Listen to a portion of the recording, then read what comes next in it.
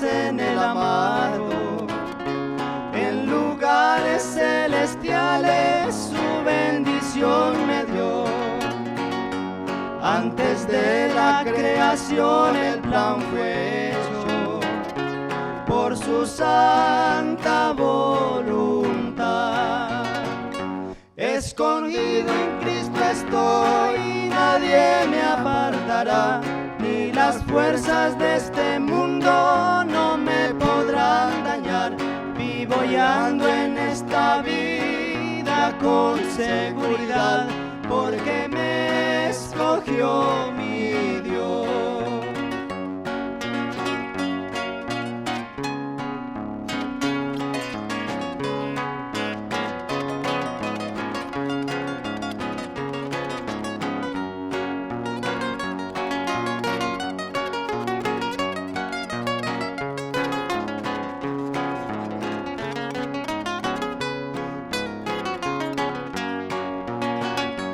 Me escogió para la alabanza de su gloria y sentóme en las alturas con Cristo mi Señor. Grande fue la admiración al ver su gracia cuando me escogió mi Dios. Escondido en Cristo estoy, nadie me apartará, ni las fuerzas de este mundo no me podrán dañar. Vivo y ando en esta vida con seguridad, porque me escogió mi Dios.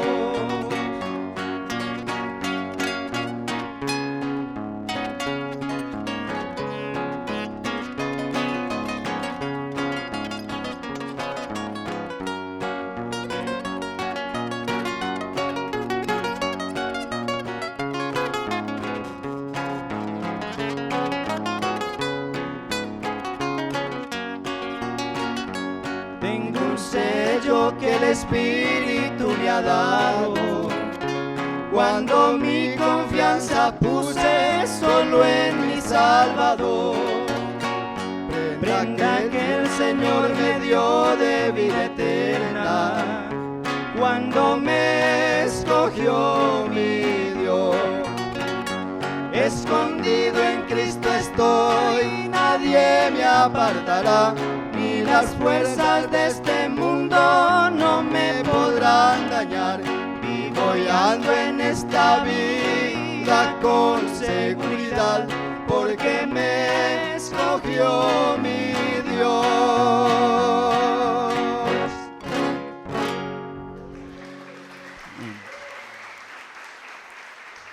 Damos gracias por Juan Carlos, su ministerio en Bogotá como pastor de su iglesia en el Colino Campestre.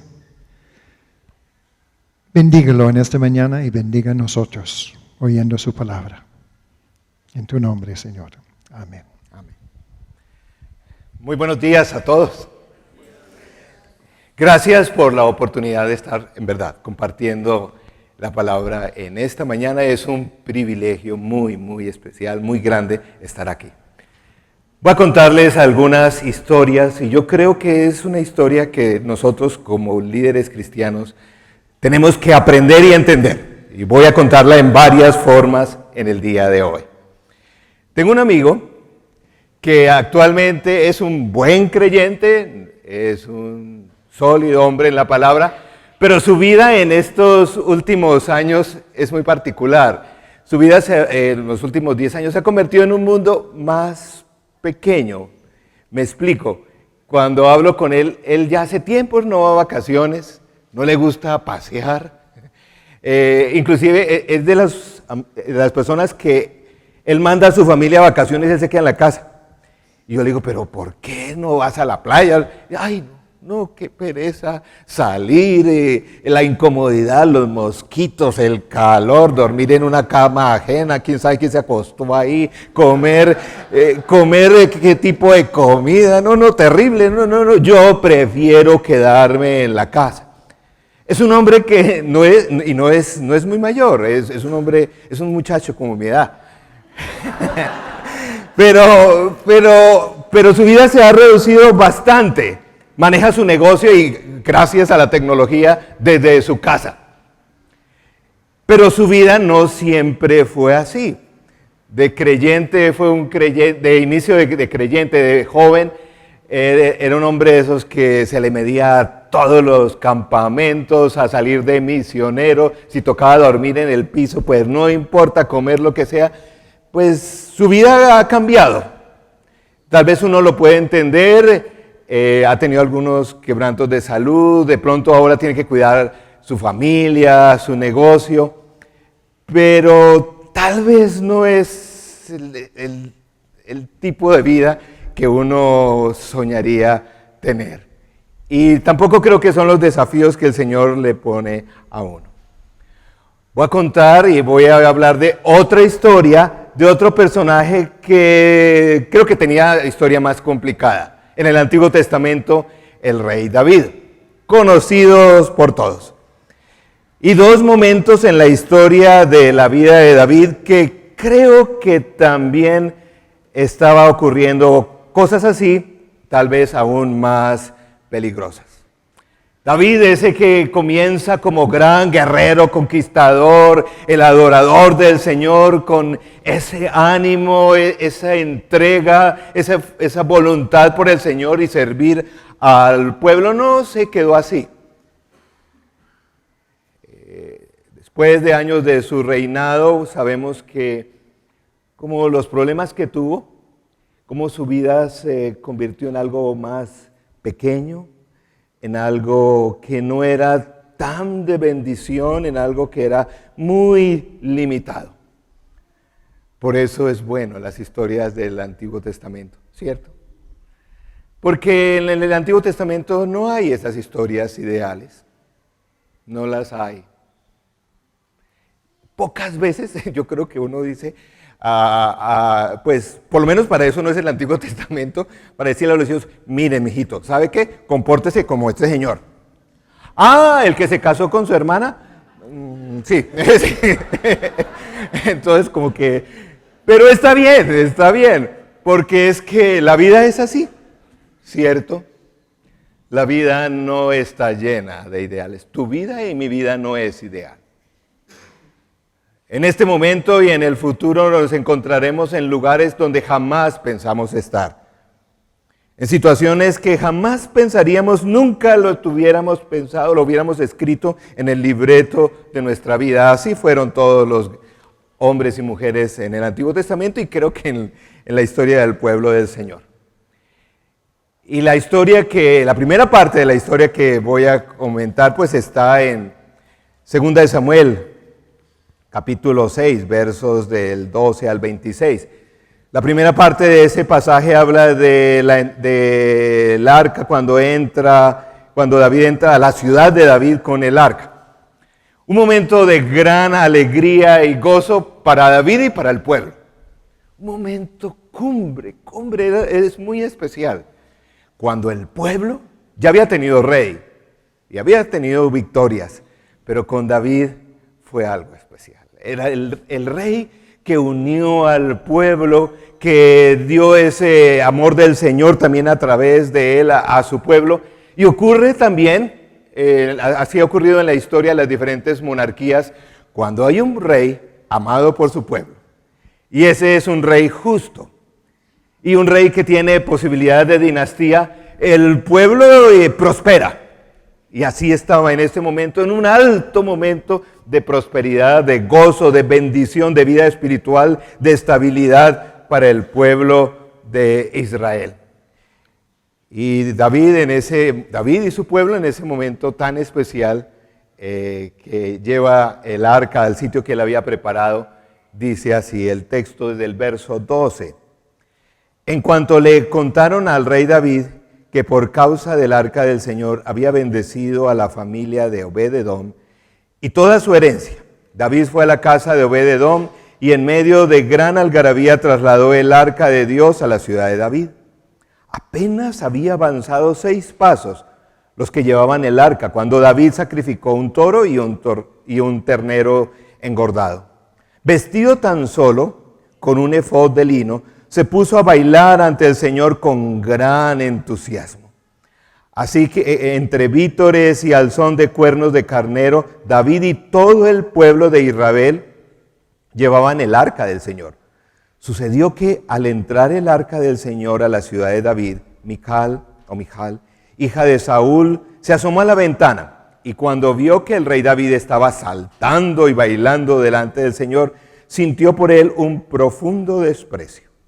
El arca del Señor fue llevada a la tienda de campaña que David le había preparado. La instalaron en su sitio y David ofreció holocaustos y sacrificios de comunión en presencia del Señor. Después de ofrecer los holocaustos y los sacrificios de comunión, David bendijo al pueblo en el nombre del Señor Todopoderoso. Y a cada uno de los israelitas que estaban allí congregados, que eran toda una multitud de hombres y mujeres, les repartió pan, una torta de dátiles y una torta de uvas pasas. Después de esto, todos regresaron a sus casas. Cuando David volvió para bendecir a su familia, Mical, la hija de Saúl, que salió al encuentro y le reprochó: «Qué distinguido se ha visto hoy el rey de Israel, desnudándose como un cualquiera en presencia de las esclavas de sus oficiales».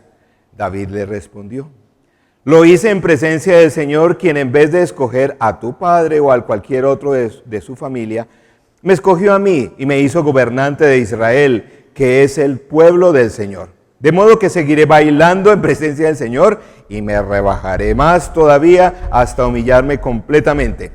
Sin embargo, estas mismas esclavas de quienes hablas me rendirán honores y Mical, hija de Saúl, murió sin haber tenido hijos».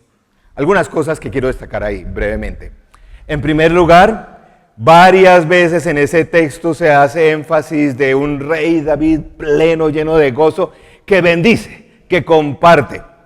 Dice que reparte torticas, galletitas. Es algo así como si estuviéramos en el precio es correcto y dijéramos: todos los presentes llévense, se llevan un televisor de 50 pulgadas. Y entonces estaba todo el mundo feliz con todo lo que estaba repartiendo allí.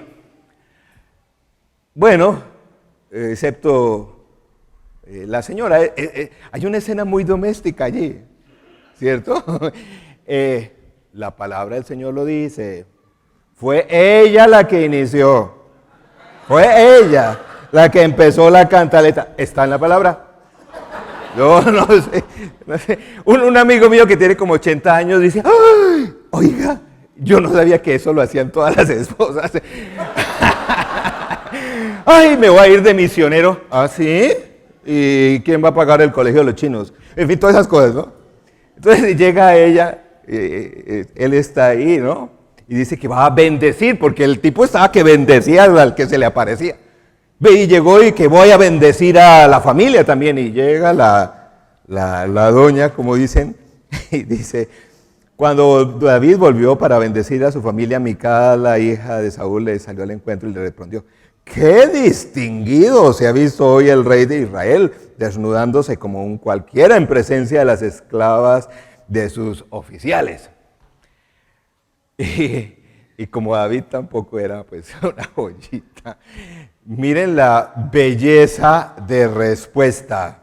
La estoy usando ahora para enseñar comunicación, para que no hagan eso, ¿no? Mire cómo responde el rey David. Pero bueno, dice así, le responde: «Lo hice en presencia del Señor», ¿no? A fregar a mí. «Quien en vez de escoger a tu padre o cualquier otro de su familia, me escogió a mí». Uy, eso dolió, eso fue bajo, ¿cierto? Eso no estuvo bien, pero él estaba tan contento. Y me tengo en esta historia familiar, es porque a pesar de la cantaleta de su mujer, de lo que fuera, él estaba lleno, pleno. Cuando escucho este pasaje, la mayoría de las enseñanzas que he escuchado al respecto es que dicen: es una invitación a los hermanos a adorar con libertad, a cuando vengan el próximo convocación. Entonces vienen y brincan, levantan las manos y todo eso. Y está bien, yo creo que a veces falta un poco eso, ¿cierto? Pero yo quiero centrarme un poco más en el corazón. Aquí tenemos a un David que sí parece loco, pero es una buena locura, ¿cierto? Él está bendecido por el Señor, su pueblo está feliz y bendice a otros en gran manera. Pero la historia no queda así. Años pasan, muchas batallas, ganó muchas. Tuvo que aplastar muchas rebeliones. Tuvo que tomar decisiones en la vida muy complicadas. Pero algo pasó en el corazón de David, que todo esto cambió.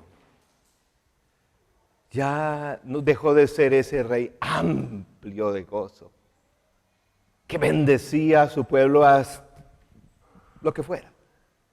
Se convirtió en un rey pequeño, diría yo.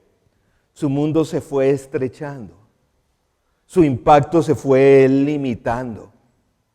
Su vida, espiritualmente hablando, se fue apagando. Y es allí donde encontramos en unos capítulos más adelante, en 2 de Samuel 11, versículos, voy a leer solamente del 1 al 6, pero conocemos toda la historia, dice así. En la primavera, que era la época en que los reyes salían de campaña, David mandó a Joab con la guardia real y todo el ejército de Israel para que aniquilara a los amonitas y sitiara la ciudad de Rabá. Pero David se quedó en Jerusalén.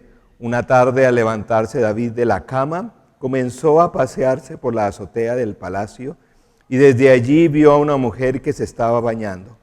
La mujer era sumamente hermosa, por lo que David mandó que averiguaran quién era y le informaron. Se trataba de Betsabé, que era hija de Elián y esposa de Urías elitita. Entonces David ordenó que le llevaran a su presencia. Y cuando Betsabé llegó, él se acostó con ella. Después de eso, ella volvió a su casa. Hacía poco que Betsabé se había purificado de su menstruación. Así que quedó embarazada y se lo hizo saber a David.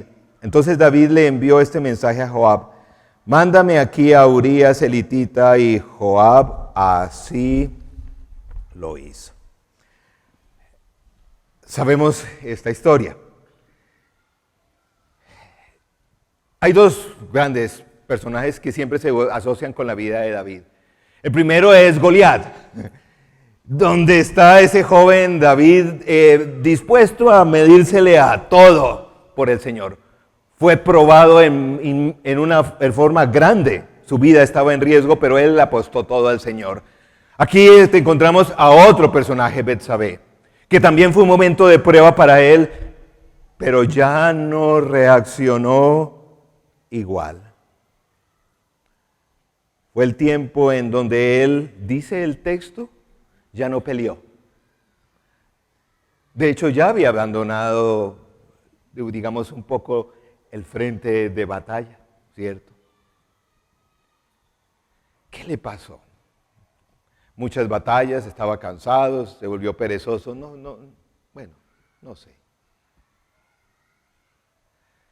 Pero vemos a un rey que el texto dice que él ve, él ordena, él toma, él posee y se mete en problemas. Y lo arregla bien, no, se mete en más problemas, porque manda al caballero este que sabemos, lo manda al frente de batalla, que ojalá ya, porque no le funcionó lo que él quería controlar, porque las cosas se le salieron de control y él quiso seguir controlándolas, seguir, por lo menos pretender, pero se le salió. Y el texto dice que tuvo este conflicto y esta situación con Betsabé, la hija de Elián y la esposa de Urías. Es muy interesante que el texto bíblico, aún en Mateo, cuando habla de la genealogía de Jesús, la mencionan.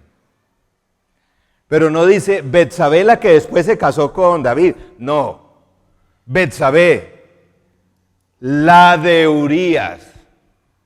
Porque ella no es la de David. David tomó, abusó, controló.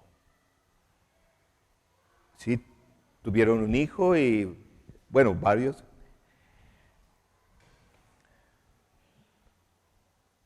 ¿Qué le pasó a David? De este rey pleno, lleno de bendición y que bendice a otros, a este rey que solamente toma. Es más, saben que de esta historia, no sé si ustedes notan en el texto, es narrada muy crudo. No encuentro ni un poquito como de romance o algo bonito, diría yo, pues no digo que justifique eso, pero cuéntenla de otra forma. Pero no, es que la historia dice claramente que este rey vio, ordenó, tomó y hizo lo que quiso. Es lo que dice ahí.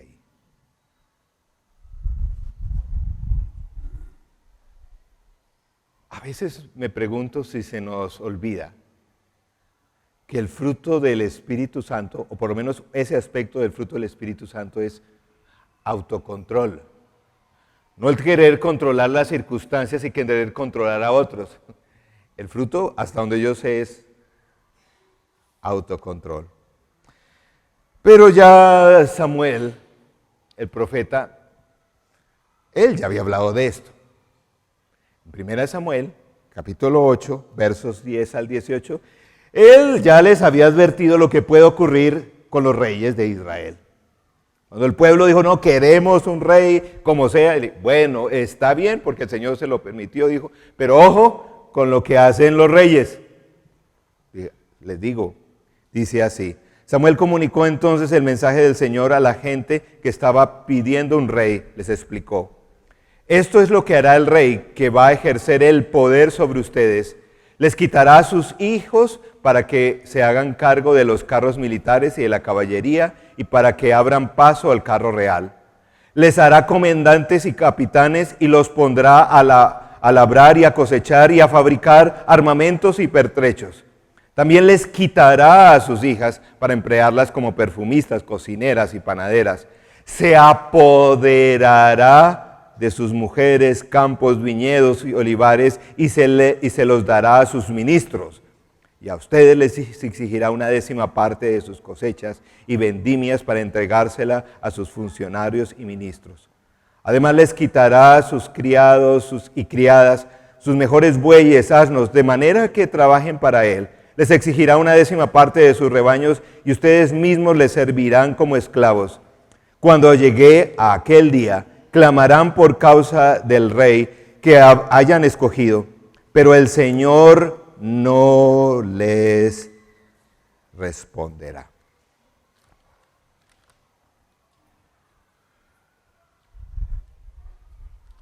Aquí encontramos entonces a un Samuel que les dijo, les previno lo que podía ocurrir. Y ese es ese momento donde decimos, terrible. ¡Qué historia! Llevo más de 25 años de pastores, sirvo a pastores y he visto demasiado de estas historias. Por eso vine hoy aquí. Porque sé que la gran mayoría están en proceso de formación y son formadores de otros. Porque decimos terrible la historia, pero ¿saben? Es la historia tuya y mía. Porque así es el corazón del hombre, de la mujer. Cuando asume el liderazgo, cuando empieza a adquirir cosas, cuando empieza a adquirir títulos, cuando empieza a adquirir reconocimiento, así se vuelve el corazón del hombre. Tal vez estás y has luchado y estás luchando. ¿Sí? Porque he visto el corazón de los seminaristas cuando empiezan y algunos no terminan con una buena historia cuando terminan. Ay, tal vez no sea adulterio y asesinato como el de este caballero, pero otras cosas sí, ¿cierto? Cuando empieza mi corazón a sentir que ya el crédito se lo está llevando otro. Cuando es que yo merezco esto. Señor, ¿no será que estoy para grandes cosas mejor? Señor.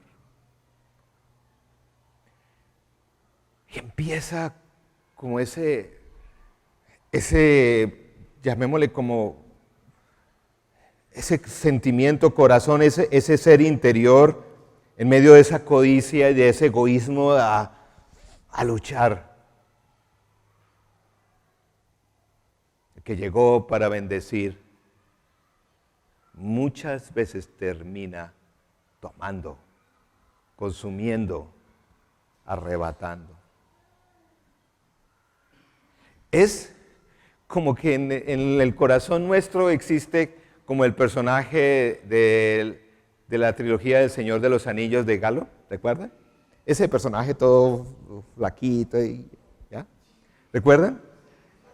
Como cuando tiene el anillo en sus manos, ¿recuerda esa famosa frase? My precious, my precious. ¿Recuerdan? He visto eso. Mi ministerio, mi iglesia, mi palabra, mi familia.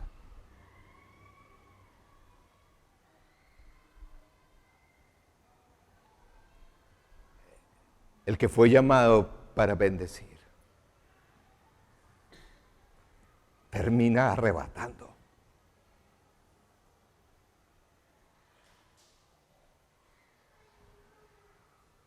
Es el corazón del hombre y de la mujer. Pero si estamos infectados de ese virus llamado codicia o lo que sea, ¿qué hacemos? ¿Qué hacemos? Estudiar, bueno, ayuda. Pero no. Se necesita otra inyección más fuerte. Lo único que conozco que contrarresta, que vacuna de verdad, es una palabra que todos usamos y abusamos también. Se llama la palabra adoración. Porque es lo único que yo he visto en la vida misma del rey David. Gracias a Dios pasó. La vida del ser humano que vivimos esa experiencia, solo es posible poder contrarrestar esto a través de la adoración, de ese corazón que vuelve una y otra vez y se asombra del Dios que tiene a su lado. Tú no puedes controlar nada, pero Él es el que controla.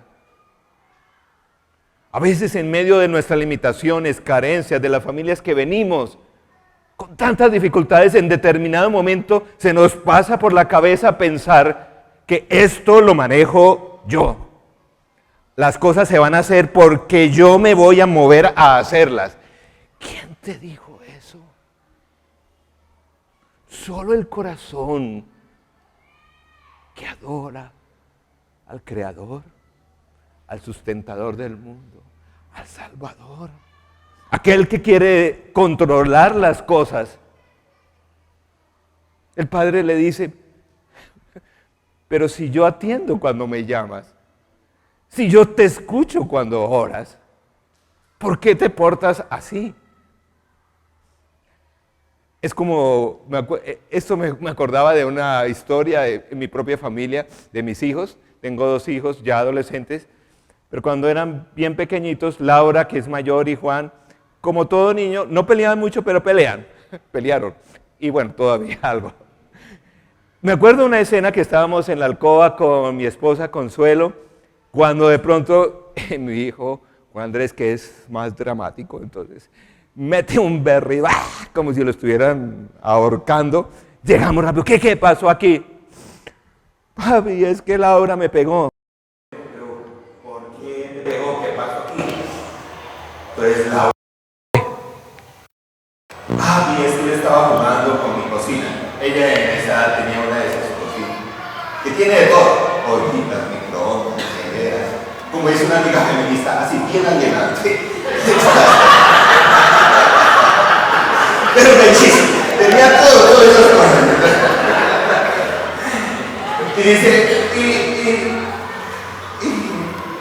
y Juan, que tenía una volquetica, un camión, y le fascinaba andar en su volqueta, pasó por encima de mi cocina. Es ahí de uno con papá, casi que le sale bien hecho visita, pero no. Uno tiene que asumir la postura correcta. Hija mía, te he dicho que cuando Juan Andrés o alguien te haga algo que te moleste, ¿qué debes hacer? Ir donde papi y mami.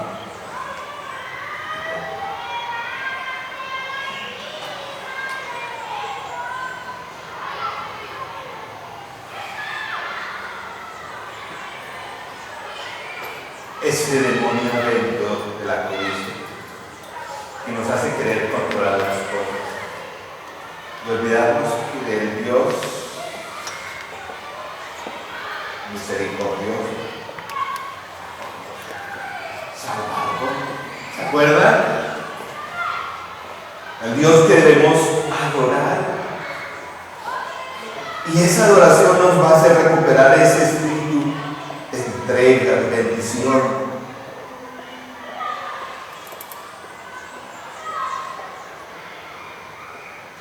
¿Cuál es Cristo?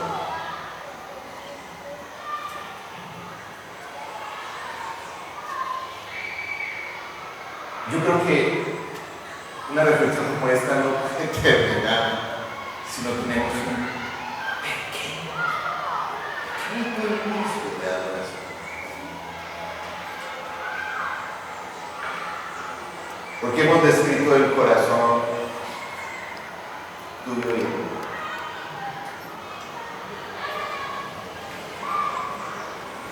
Jesús, hijo de David. Pero Jesús no fue como ese rey o esos reyes que describió su padre. Él siempre dio, entregó, ofreció y lo sigue haciendo.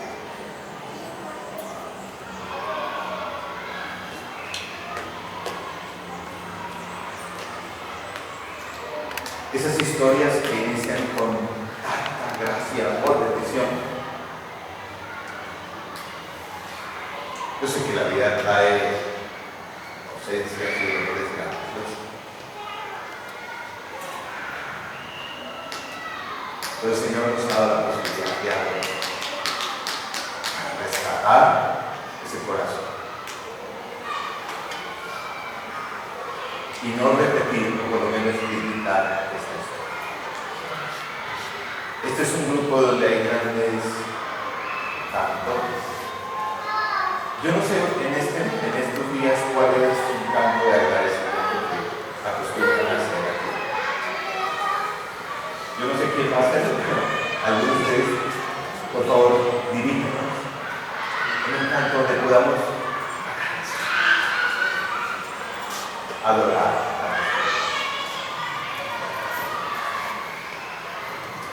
Y luego pensé claramente, así nada preparado, si tiene que ser, a ver cuál es. Un canto. que como comunidad sentimos. Porque la adoración, y una vez más la adoración,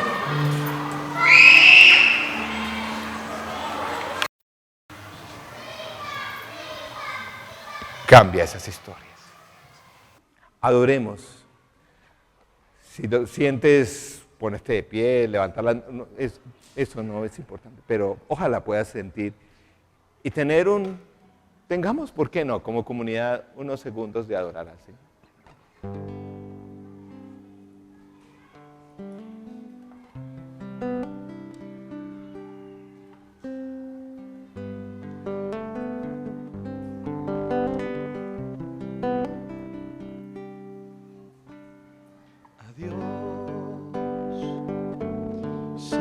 La gloria, Dios sea la gloria, a Dios sea la gloria por lo que ha hecho por mí con su muerte. Me ha salvado, su poder me ha transformado. A Dios sea la gloria por lo que ha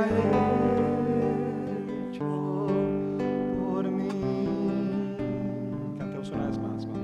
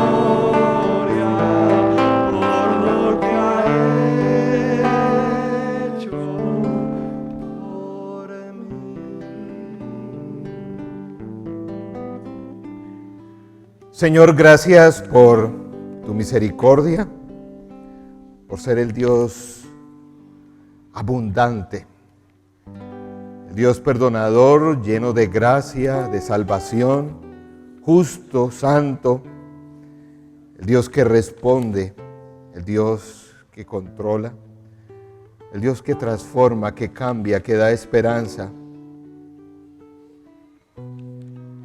el Dios que nos ha llamado en tal abundancia de bendición que nos permite, por gracia, bendecir a otros. Que así sea siempre.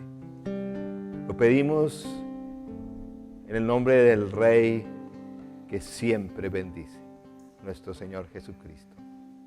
Amén. Que el Señor les bendiga.